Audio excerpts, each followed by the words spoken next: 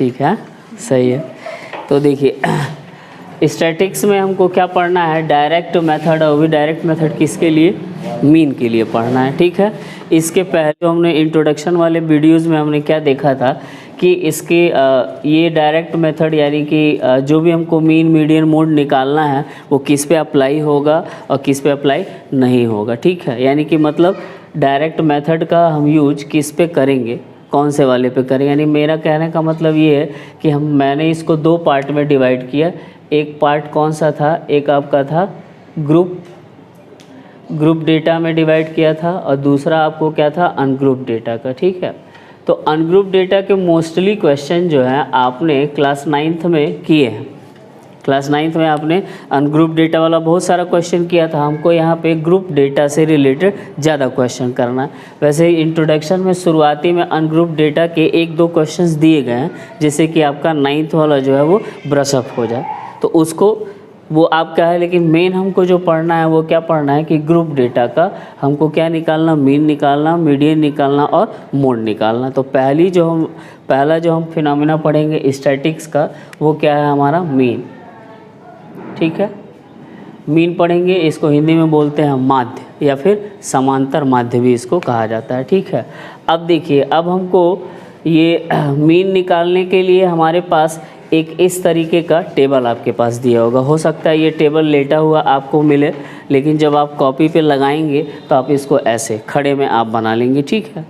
और बनाएंगे तो इधर की तरफ देखिए, आप इन दोनों डेटा को अगर ध्यान से देखें तो ये देखिए ये जोड़े में लिखा गया है ना, 15 से 25, 25 से 35, 35 से 45, इस तरह से करके लिखा गया है। और इनके बीच में एक क्या है, एक बहुत ही कॉमन जो गैप है वो बिल्कुल इक्वल है। यानी इसमें भी 10 का गैप, 10 का सब में ये गैप इक्वल है। तो इस तरह से आप इसको डिसाइड कर सकते हैं कि ये कैसा है, कि ये ग्रुप वाइज है, ठीक है। यानी ये ग्रुप डेटा है।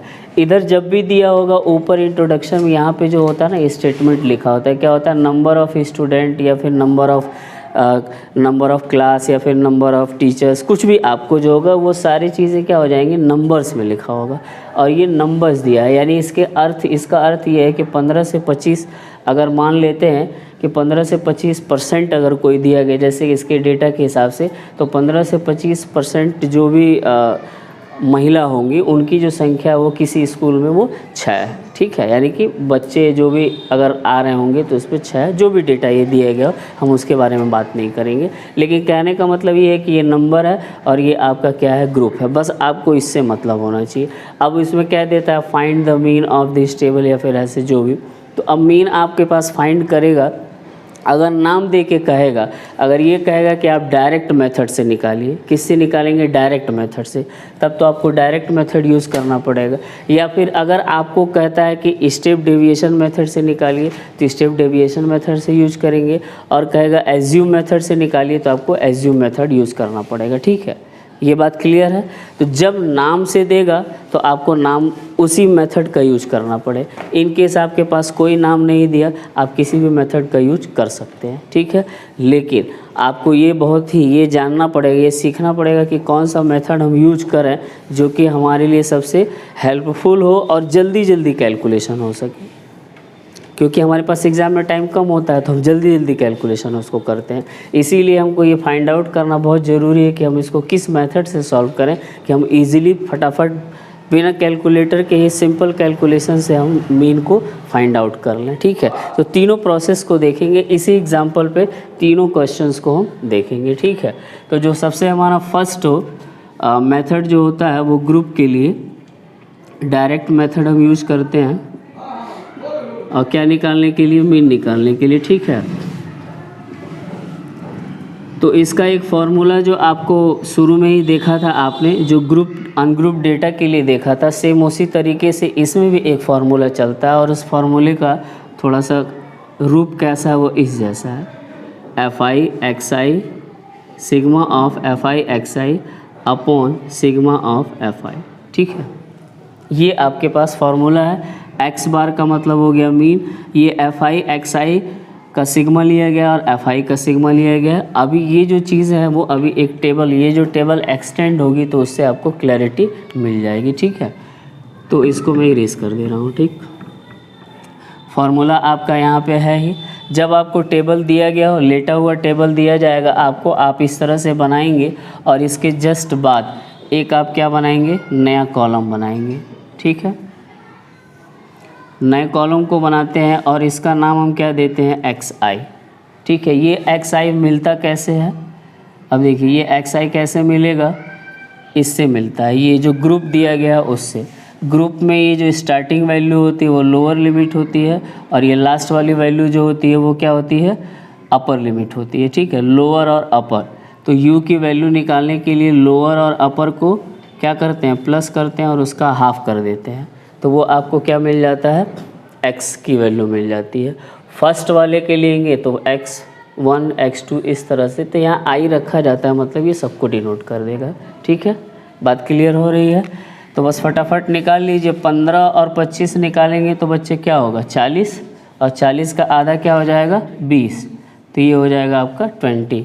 उसी तरीके से इन दोनों को ऐड करेंगे तो कितना हो जाएगा, हाँ 60 का हाफ करेंगे तो हो जाएगा 30। अब यहाँ ज़रा देखिए इसके बीच का गैप कितना है, 10 है। तो अब आप अपने कैलकुलेशन को फास्ट करने के लिए अब इन दोनों को ऐड करके हाफ मत करिए, यही क्या करिए, 10 को ऐड करते जाइए। जैसे अब 30 में 10 को ऐड किया तो क्या हो गया 40, इसमें 50, इसमें 60, ये हो गया 70 और ये क्या हो जाएगा 80। ठीक है, और आप जल्दी से ये देख लेंगे कि कैसे सही है कि नहीं है। तो इन दोनों के बीच की वैल्यू, जैसे 15 और 25 के बीच की वैल्यू 20 होती है, तो ये 20 आ गया, 30 आ गया, इस तरह से आप एक मैच भी कर सकते हैं कि इनके बीच की ये वैल्यू है। ठीक है, आपको मिल गया एक्स आई, फॉर्मूले में आपको एक्स आई मिल गया है। एफ आई कौन सा होता है, जब भी यहाँ पे number of student, number of कुछ भी नंबर ऑफ़ दिया गया होता है, यही क्या होता है, एफ आई होता है। ठीक है, क्लियर हो गई बात ये। अब आपको फाइंड आउट क्या करना है, फॉर्मूले में दिया गया है sigma of F i x i, तो पहले हम एफ आई एक्स आई निकालें तो एफ आई और एक्स आई का मतलब F I into x i, तो एफ आई वाले टेबल की जो वैल्यू है वो एक्स आई वाले टेबल की जो वैल्यू है वो, इन दोनों का मल्टीप्लिकेशन आपको करेंगे तो एक और नए टेबल में करना पड़ेगा। तो इस तरीके से आप क्या करते हैं, इनका मल्टीप्लाई करके और लिखते जाएंगे। तो फटाफट लिख दीजिए, तो ये हो जाएगा 120 और ये 330, 7 चौके 28, 5 चौके 20, 200, 6 चौके 24, 240, 7 दूनी 14, 140 और ये हो गया 80। ठीक है, ये हो गया फटाफट कैलकुलेशन, इजी कैलकुलेशन था। अब आपको क्या चाहिए, सिग्मा, तो ये सिग्मा कब मिलेगा, जब एफ आई एक्स आई वाले टेबल को ही क्या करेंगे, ऐड करेंगे। तो जब ऐड करते हैं तो सिग्मा दरअसल क्या होता है, सिग्मा का मतलब होता है सम या फिर योग, कुल चीज़ों का योग जो होगा। तो इन सबको ऐड करेंगे और ऐड करने के बाद क्या आएगा, एफ आई एक्स आई, तो वो sigma of F i x i आ जाएगा। और फिर आपको निकालना क्या है, सिग्मा ऑफ एफ आई, तो एफ आई वाले के सारे जो भी डेटा दिए गए हैं उनको आप क्या कर लेंगे, प्लस कर लेंगे। ठीक है, अगर आप इसको सम करेंगे तो आपका आएगा टोटल कितना, 1390। ठीक है, और इसको सम करेंगे तो कितना आएगा, 35। अकॉर्डिंग टू फार्मूला अगर आप x बार निकालेंगे तो आपको sigma of F i x i क्या मिल के आया है, और एफ आई कितना आया हुआ है, सिग्मा ऑफ एफ आई आपका 35। तो इस तरीके से आपको 1390/35 आपको मिल गया। फिर आप जब डिवाइड करेंगे तो आ जाएगा 39.714, तो 4 को छोड़ देंगे, बस ये हो जाएगा। यहाँ पे हम जब भी लिखेंगे तो यहाँ कोई इसकी यूनिट नहीं लिखेंगे। अब देखिए जो हमने पीछे वाला जो ये वाला एग्जाम्पल किया था, अब इसी एग्जाम्पल को डायरेक्ट मेथड से किया था, लेकिन अभी क्या करेंगे, एज्यूम्ड मीन मेथड। ये आपका एज्यूम करने वाला है, यानी कि किसी चीज़ को हम क्या करेंगे, सपोज करेंगे, एक वैल्यू सपोज करेंगे और उसको हम यहाँ पे सॉल्व करेंगे। तो उसके लिए कैसे मेथड है, स्टेप्स आप याद रखिए। डायरेक्ट मेथड आपने याद रखा क्या था, अब इसमें आप याद रखेंगे कि क्या स्टेप्स हैं। बस स्टेप्स अगर आप फॉलो करेंगे तो फिर समझिए कि सारे मेथड्स जो हैं वो क्लियर हो जाएंगे और सभी मेथड्स एक दूसरे से लिंक है। अब जब एज्यूम मेथड करेंगे तो सेम हमारा टेबल बिल्कुल ऐसे ही होगा। शुरुआती ये टेबल है जो इसमें ये एफ आई एक्स आई वाली जो वैल्यू है ये आपकी वैल्यू यहाँ पे ख़त्म हो जाती है। टेबल बनाएंगे, ऐसा नहीं कि टेबल नहीं बनाएंगे, ठीक है। तो जो हमने पहले वर्क किया था सिग्मा ऑफ एफ आई, इसकी ज़रूरत हमको पड़ेगी तो इसको हम एज इट इज़ वैसे ही रखेंगे, ठीक है। एक्स आई की भी वैल्यू आपको निकल गई, आप यहाँ तक आप निकाल लिए थे। तो शुरुआती जो डायरेक्ट मेथड के थे 1 2 3 यानी ये तीनों कॉलम जो है सेम उसी जैसे ही रहेंगे। जो फोर्थ कॉलम होगा उसी में आप क्या करते हैं, एज्यूम करते हैं, ठीक है। अब ये एज्यूम वाली जो वैल्यू होती है वो किस में की जाती है? सबसे पहले फर्स्ट ऑफ ऑल ये आप समझिए कि जो एज्यूम करते हैं वो किस में करते हैं। तो एज्यूम हमेशा एक्स आई में किया जाता है, ठीक है। ये बात आप समझ लीजिए, एज्यूम किस में करते हैं, एक्स आई में। मिस्टेक नहीं होना चाहिए क्योंकि बहुत बच्चे मिस्टेक करते हैं एज्यूम करने में। तो आपको किस में करना है, इस वाले में। तो इस वाले में एज्यूम करना है, आप किसी की भी वैल्यू एज्यूम कर सकते हैं। एज्यूम का मतलब ये किसी एक को, बीच वाले वैल्यू को आप सपोज कर लेंगे कि वो आपका एजम्पशन वैल्यू है, ठीक है, और उसको आप नॉमिनेट कर देंगे। तो आप बताइए किसको सपोज कर लिया है। जनरली क्या होता है, जो बीच वाले पॉइंट होते हैं उसी को करते हैं। जनरली यही होता है, जो बीच में आता है वही। जैसे कि 50 बीच में आया है, कर दें। लेकिन आप 80 भी ले सकते हैं, 70 भी ले सकते हैं, किसी को भी लेके आप सॉल्व कर सकते हैं, आंसर में कोई डिफरेंस नहीं होगा, ठीक है। आप इसको प्रैक्टिकली करके देख सकते हैं। मैं बीच वाली वैल्यू ले लेता हूँ और मैं ये कहता हूँ कि ये हमारा एग्जम्पशन वैल्यू ए है, ठीक है। अब जब ये आपको मिल जाता है ए, तो एक वैल्यू निकालते हैं डी आई, ठीक है। और ये जो डी आई होती है वो कौन सी होती है, एक्स आई। ये जो आपका दिया गया होता है वो एक्स आई में से माइनस करते हैं किसको, एग्जम्पशन वैल्यू को, ठीक है। ये आप ध्यान रखिएगा। यानी कि ये जो एक्स आई है, एक्स आई की ये वैल्यू है, इसी में से माइनस करना है ए को। सभी एक्स आई में से माइनस करते जाना है ए को।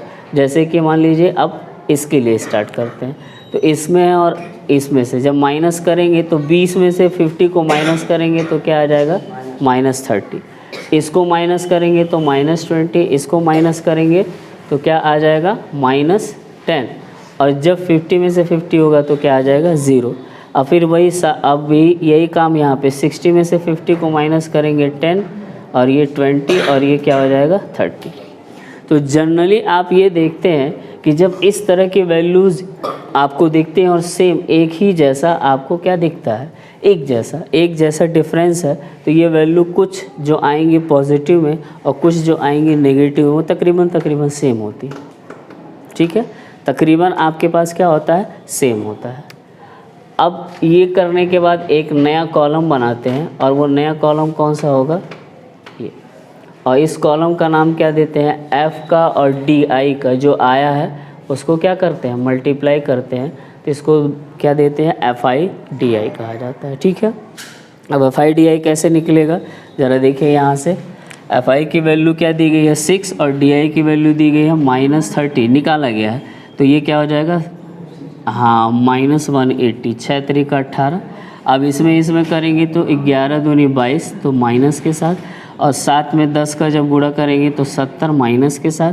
4 में इसका मल्टीप्लाई करेंगे तो 0, फिर 4 का इसमें मल्टीप्लाई करेंगे तो क्या आ जाएगा, 40 10 में, और 4 का 20 में मल्टीप्लाई करेंगे तब भी आएगा, 2 का 20 में मल्टीप्लाई करेंगे तो आएगा 40, और 1 का मल्टीप्लाई 30 में करेंगे तो आएगा ये, ठीक है। अब यहाँ आप क्या निकालते हैं, sigma of F I D आई, ठीक है। अब इसको कैलकुलेट करके देखिए वैल्यू किस में आ रही है, पॉजिटिव में आ रही है कि नेगेटिव में आ रही है। अब इसको कैलकुलेट करने का ऐसा नहीं कि सबको सम प्लस कर देंगे, नहीं, नेगेटिव वैल्यू को एक साथ कैलकुलेट करेंगे और पॉजिटिव वैल्यू को एक साथ कैलकुलेट करेंगे, ठीक। ये कैलकुलेशन बिल्कुल ठीक ठाक है, तो वैल्यू आएगी किस में, -360, ठीक है। ये आपके पास आएगा, क्या आएगा, एफ आई डी आई। अब ऐसा क्यों निकाला गया, क्योंकि हमारे फार्मूले में यहाँ पे साफ लिखा हुआ है, साफ दिया गया है। फार्मूला आपके ध्यान में होगा तभी आप टेबल को भी फॉर्म कर सकते हैं। तो यहाँ पे क्या, x bar is equal to a plus sigma of F I D I upon sigma of F I, ठीक है। तो ये एफ आई डी आई आपको निकालनी पड़ेगी। d कैसे निकाला आपको बता दिया, फिर f का d का मल्टीप्लाई करेंगे डी आई का, तो एफ आई डी आई होगा। फिर आप सम करेंगे, सम करने के बाद आप वैल्यू पुट करेंगे, ठीक है। तो एक्स बार में ए की वैल्यू क्या है आपने लेट किया था तो 50, ठीक है। और यहाँ पे प्लस रखेंगे, FIDI की वैल्यू आपने क्या निकाला -360 और फिर इसकी वैल्यू कितनी है 35, ठीक है। ये तो ये क्या हो जाएगा 50 माइनस के साथ है तो यहाँ माइनस आ जाएगा और 360 में से आप 360 में आप 35 से डिवाइड करेंगे तो जो वैल्यू आएगी आप इसको पॉइंट में आएगा तो आप पॉइंट में लिख लेंगे। जब आपने इसको डिवाइड किया तो आया क्या 10.285 आया है। अब इसको जब आप माइनस करेंगे तो ये तकरीबन आ जाएगा 39.714 के आसपास, डेसिमल के 2 पॉइंट्स तक तो 39.71। आप अगर देखें पीछे डायरेक्ट मेथड में तो उसमें भी यही वैल्यू आई थी और एज्यूम मेथड में भी यही वैल्यू आई है। इसका मतलब कि आपका प्रोसेस क्या है करेक्ट है, ठीक है। आ रहा समझ में। स्टेप डेविएशन मेथड शुरू किया जाए, ठीक है। देखिए स्टेप डेविएशन मेथड का फॉर्मूला आप एक बार देख लीजिए। फॉर्मूला है a plus sigma of FI/UI upon sigma of FI। अब देखिए फिर से यहाँ एक नया वेरिएबल आ गया, वो कौन सा आया UI, ठीक है। इसके पहले क्या आया था एज्यूम में DI आया था, DI आपने निकाला। अब इसके बाद से क्या एक आ गया UI आ गया। अब UI का क्या होता है, अब UI को कैसे निकालते हैं तो ये वाला कॉलम जैसे उसमें लास्ट वाला कॉलम मिटाए थे वैसे ये वाला भी कॉलम हम इरेज करेंगे और इसके बाद से वही जो कॉलम इरेज किया गया है उसी को फिर से बनाएंगे और उसमें क्या रखेंगे हम UI, ठीक है। सब कुछ वही होगा। स्टार्टिंग से फिर से देखिए, यहाँ से आप ग्रुप देखेंगे, ये आपका फ्रीक्वेंसी है, आप इसका हाफ आपने किया, इन दोनों अपर लिमिट लोअर लिमिट दोनों को ऐड करके हाफ करके आपने XI निकाला। फिर अब उसके बाद से इस XI में एक वैल्यू क्या कर ली एज्यूम कर ली। अब उसमें क्या किया इस एज्यूम्ड वैल्यू को ऊपर से लेके माइनस करते गए, जैसे 20 में से इसको माइनस किया तो ये आपको मिल गया, फिर 30 में से 50 को माइनस किया तो ऐसे मिल गया। इस तरह से करके आपने DI को निकाल लिया। अब जब UI की बारी आती है तो UI को क्या किया जाता है, UI को निकालने के लिए जो आपने ये निकाला है, ठीक है, ये क्या आया है XI माइनस A जो आपने निकाला है उसी को आप क्या करते हैं H से डिवाइड करते हैं। अब ये जो H शब्द यूज हुआ है, ठीक है, इनके बीच का ये गैप है, समझिए हाइट आप समझ लीजिए। तो 15 से 25 के बीच की जो हाइट होगी यानी कि उसको हाइफन भी कह सकते हैं, यानी गैप एक तरह का बोला जाता है। तो इनके बीच का जो गैप है वो कितना है 10, ठीक है। अब ये निकलेगा कैसे, तो अपर लिमिट में से लोअर लिमिट क्या करते हैं माइनस कर देते हैं। तो कोई सा भी इस ग्रुप के किसी भी सेक्शन को आप उठाएंगे और अपर लिमिट में से लोअर लिमिट को माइनस करेंगे आपको H मिल जाएगा, ठीक है। तो ये कितना हो गया आपका 10। तो इसका मतलब ये है कि ये आपको यहाँ पे 10 रखना पड़ेगा, ठीक है। तो यहाँ पे हम ऐसे लिख देते हैं, आप चाहें तो अपॉन 10 भी लिख सकते हैं, ठीक है। ये जो लिखा गया XI माइनस A इसके जगह पे आप सीधे DI भी लिख सकते हैं। तो UI की वैल्यू DI अपॉन 10 भी आप लिख सकते हैं यहाँ फार्मूले के तौर पे, ठीक है। अब प्रोसेस क्या होगा, सब में 10 से क्या करना है भाग देना है यानी डिवाइड करना है। तो इसमें डिवाइड करेंगे तो 3 आ जाएगा, इसमें डिवाइड करेंगे तो 2 आ जाएगा और इसमें डिवाइड करेंगे तो 1, 0 का तो 0 होगा, इसमें 1, 2 एंड 3, ठीक है। अभी भी देखिए UI और UI की वैल्यू अभी भी 0 है क्योंकि DI की वैल्यू भी 0 थी और इसकी भी वैल्यू 0 यानी समेशन पूरा निकाला गया, ठीक है। तब तक मानते हैं कि हमारा क्वेश्चन क्या है ठीक ठाक है। ज़रूरी नहीं है कि सब में यही फॉलो होगा, ठीक है। तो H की वैल्यू कैसे निकालेंगे आपको मालूम चल गया। आप चाहें तो इसको H की वैल्यू के लिए यहाँ पे भी आप लिख सकते हैं, ठीक है। और ये आ जाएगा आपका 10, ठीक है। यहाँ से आप दिखा सकते हैं, शो कर सकते हैं। अब आपके पास क्या है एक नया कॉलम क्या बनेगा, ये सिग्मा ऑफ FI/UI, ठीक है। तो वो आया हुआ है तो पहले FI/UI निकालना है तभी तो सिग्मा निकालेंगे। तो इनका क्या करना है मल्टीप्लाई आपको करना है, ठीक है।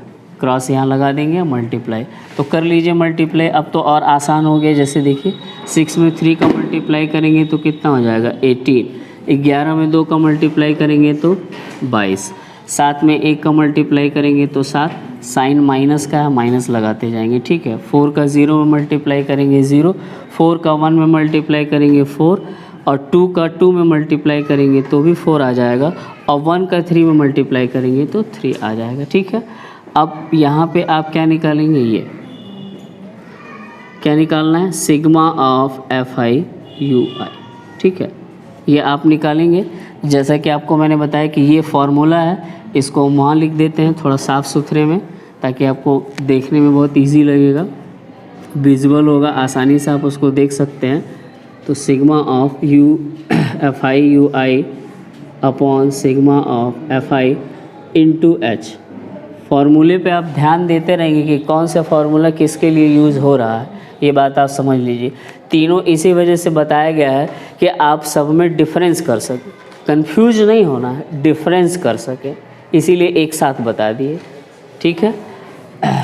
तो अब निकालेंगे x बार। a की वैल्यू आपको बिल्कुल एज मालूम है 50 है। सिग्मा ऑफ ये, अब ये निकालिए ज़रा, सिग्मा ऑफ कैसे क्या आएगा इसका, तो कर लीजिए 8 2 10 और 7 17, आप एक अलग लिख लीजिए, और 2 1 3 और एक हो गया आपका 4, माइनस के साथ 4 4 8 और 3 11, इसको हटा देंगे तो क्या आ जाएगा 6 और क्या हो जाएगा 3, 36 माइनस के साथ। तो यहाँ क्या हो जाएगा -36। भाई वहाँ 360 आया था, सबसे 10 से भाग दिए, तो इसमें भी 10 से भाग दे देंगे तो 36 आ जाएगा, ठीक है। तो इससे भी आप कर सकते हैं। अब यहाँ पे क्या हो जाएगा 36 अपॉन 5, 35, क्योंकि आपके पास सिग्मा ऑफ FI की वैल्यू 35 है, इनटू हाइट कितना आपने निकाला था, मतलब हाइफन गैप 10, तो ये आपने क्या निकाल लिया 10, ठीक है। अब ये 5 हो जाएगा, फिर वही बात आ गई पुरानी कहानी, है ना। तो 50 - 3 60 अपॉन 35, और आपको मालूम है भी पिछले वाले में ही किया है आपने, तो कितना आ जाएगा -10 तो जब आप डिवाइड करेंगे तो आएगी वैल्यू क्या, 10 माइनस ये 10 माइनस कर 10.28, ठीक है। तो फिर अब इसको माइनस कर लेंगे तो आ जाएगा 39.71 के आसपास, या फिर आप 2 भी लिख सकते हैं, यहाँ पे कोई ऐसा इशू नहीं है। तो ये आपका आंसर, ठीक है। तो आपने देखा डायरेक्ट मेथड में भी इतना ही आंसर आया था, एज्यूम मेथड से भी हमने किया तब भी इतना ही आंसर आया, और स्टेप डेविएशन मेथड से भी किया तब भी इतना ही आंसर आया, ठीक है। चीज़ ये याद रहेगी। अच्छा, तीनों अब देखिए तीनों में डिफरेंस क्या है। जब आप क्या करते हैं, डायरेक्ट मेथड करते हैं, तो आपके पास एक ये दिया गया होता है, एक ये दिया गया होता है, ये आप निकालते हैं और उसके एक जस्ट बाद आप एक कॉलम बनाते हैं, यानी कि मतलब 4 कॉलम में ही आपका काम चल जाता है। तो डायरेक्ट मेथड के लिए 4 कॉलम बनेंगे, यानी 4 स्तंभ बनाएंगे आप ऐसे, ठीक है। फिर जैसे ही आप एज्यूम मेथड करेंगे, एक आपका कॉलम बढ़ जाएगा, ये वाला। तो एज्यूम के लिए 5 कॉलम, और स्टेप डेविएशन के लिए कितने, 6 कॉलम स्टार्टिंग से, यानी 1 2 3 4 5 6। तो आप इस तरह से याद रख सकते हैं कि किस में कौन सा बनेगा, तो आपको ऑटोमेटिक याद ध्यान आ जाएगा कि आप इस तरह से करेंगे, ठीक है। चलिए देखिए, कभी बच्चों को ये होता है कि मान लीजिए अभी यहाँ पे 7 दिया गया, ठीक है, 7 ऐसे दिए गए, 1 2 3 7 रो दिए गए हैं, तो बीच वाला ऊपर 3 का इधर हो गया, 3 का इधर हो गया, और बीच वाली मिल गई वैल्यू, तो हम एज्यूम कर लिए, ठीक है। तो कभी 6 आ जाएगा तो उनको थोड़ा सा ये होगा कि किसको लिया जाए, लेकिन एक बात समझिए, मेरे हिसाब से, यानी मेरा मैथमेटिक्स जहाँ तक कहता है, आप एज्यूम उसको करें जिसकी वैल्यू सबसे ज़्यादा हो। यानी कहने का मतलब इसमें फ्रीक्वेंसी में नंबर ऑफ़, ये जो नंबर ऑफ़ स्टूडेंट दिया गया है, इसमें जिसकी वैल्यू सबसे ज़्यादा होगी आप उसकी वैल्यू को एज्यूम करेंगे। इसका फ़ायदा ये होगा कि आपको कैलकुलेशन कम करना पड़ेगा। कैसे?